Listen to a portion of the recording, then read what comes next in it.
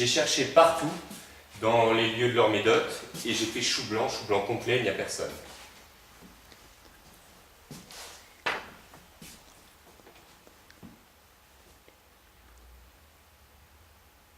Ce que je peux faire, c'est interroger les objets de leur médote.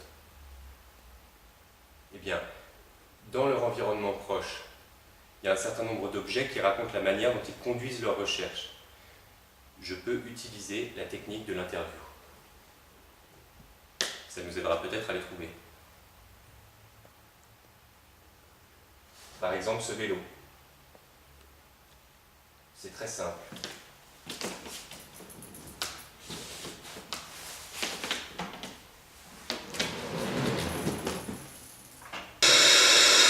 À la question « Pouvez-vous réfléchir ailleurs que dans votre ou vos lieux de travail habituels ?»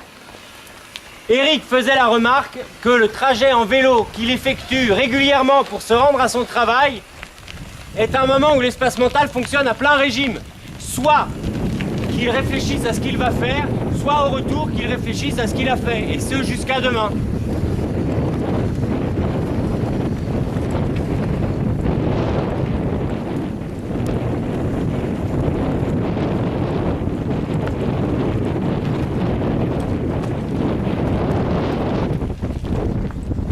C'est le problème, il ne dit rien. Nous on parle, mais le vélo est muet. Je suis peut-être trop collé aux choses. Gino disait que le bon état d'attention, c'est la capacité à se regarder de l'extérieur. C'est ça. J'essaye.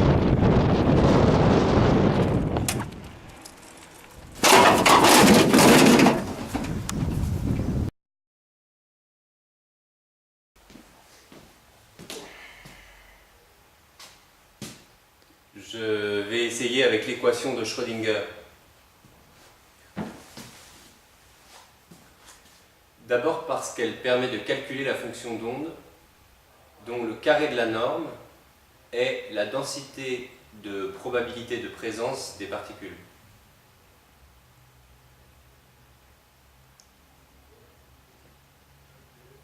Ensuite parce que c'est une équation très importante pour Gino.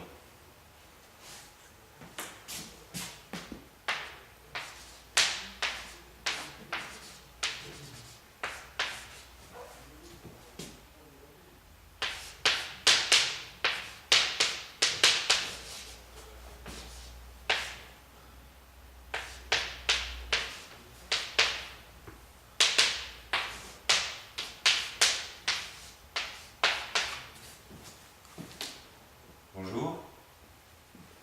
Comment faites-vous pour attraper une idée? Passez-vous par des représentations graphiques pour exprimer vos idées?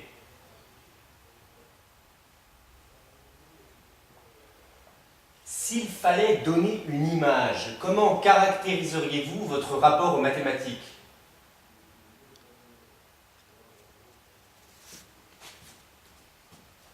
Je n'ai peut-être pas bien écrit l'équation. Gino avait plusieurs notations. J'essaye autre chose.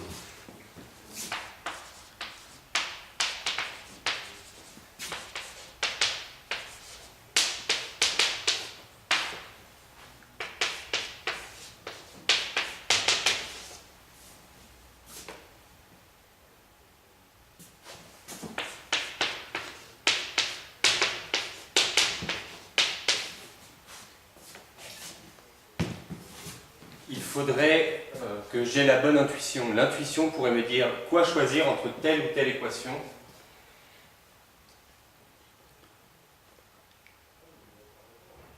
Juste une chose.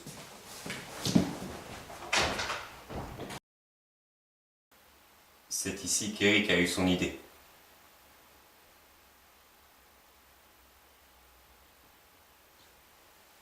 Est-ce qu'il y a un moment dans votre expérience de chercheur qui vous apparaît particulièrement singulier et sur lequel vous pouvez zoomer, que vous pourriez raconter en détail, à toute petite échelle, que vous pourriez raconter en détail, sur lequel vous pouvez zoomer À toute petite échelle,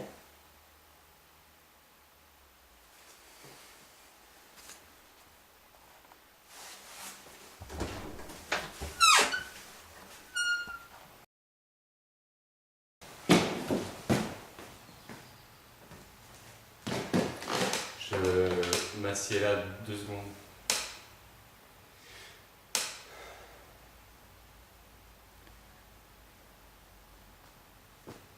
En fait, ce qui est important, c'est pas le bureau physique, c'est le bureau mental.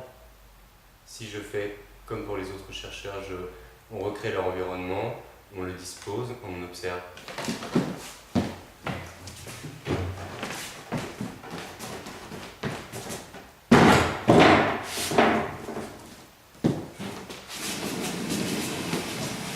quand même, Gino aime bien avoir une petite lampe posée sur son bureau. Ça, ok.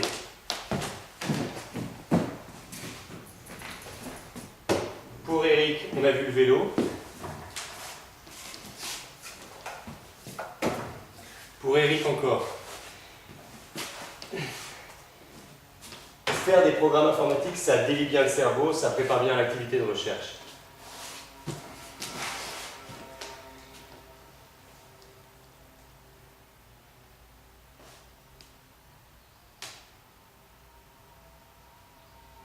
Le tableau noir.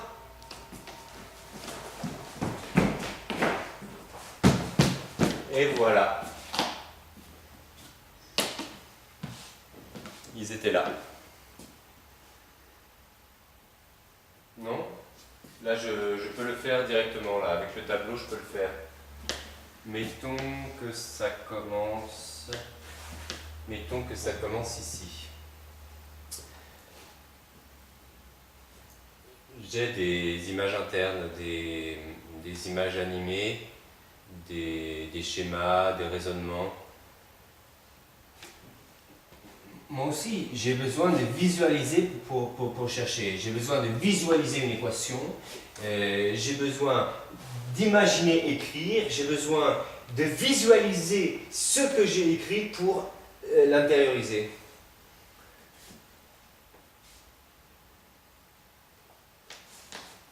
Oui, c'est là. Et, la première étape, c'est l'intuition. Ensuite, je visualise comment je pourrais faire. Et la troisième étape, c'est l'explication à l'oral. En ce moment, je travaille sur les permutations. Je me suis pris la tête dessus toute la semaine. Là, le raisonnement, c'est... Alors, si c'est ça, alors il va se faire ça, alors ça va faire ça. Oui, mais attention, parce que dans certains cas, il peut y avoir ça qui se passe. Il y a des brouillons que je garde parce que je suis content de la manière dont j'ai écrit.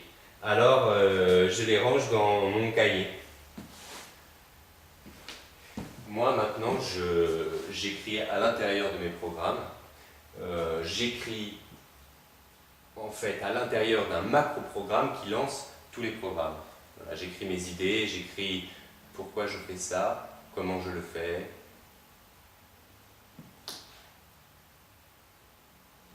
Alors, c'est la tondeuse à gazon, les sujets de recherche, la stabilité, ça c'est intéressant, la stabilité. Pour être dans mon bureau mental, dans mon espace mental, j'ai besoin d'une stabilité de mon état de santé, de mon état physique. Par exemple, si j'ai la grippe ou si j'ai un malaise, je peux continuer à travailler. Mais si ça change, même en positif, ça me perturbe. Et par exemple, si je suis fatigué, je m'arrête de travailler. Parce que ça risque de mettre en péril la stabilité du lendemain. Là, on dirait que ça continue en dehors du tableau.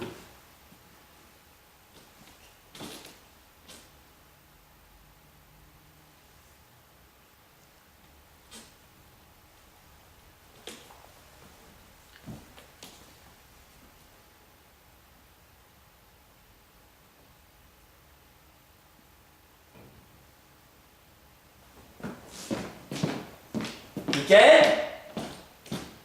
Michael? Mick? Michael? Michael?